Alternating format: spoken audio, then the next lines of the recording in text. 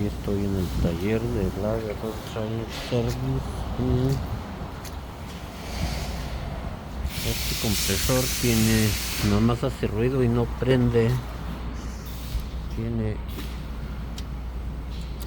Tenía el cable enredado aquí. El cable que va conectado a este switch, que lo acabo de remover, y es donde se conecta el clutch.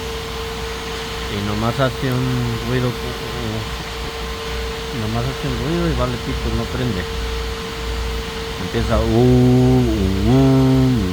no prende. Entonces valió verga, se quebró esta parte al enredarse este cable aquí. Y ahora hay que cambiarle la parte esa, ya fueron a comprarla.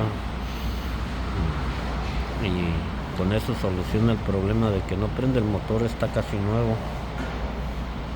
Y es un taller de soldadura. Aquí hacen carrocerías y todo para carros de dompe. Allá tienen un tow. Entonces ese es el problema aquí con este pinche motor, que valió verga.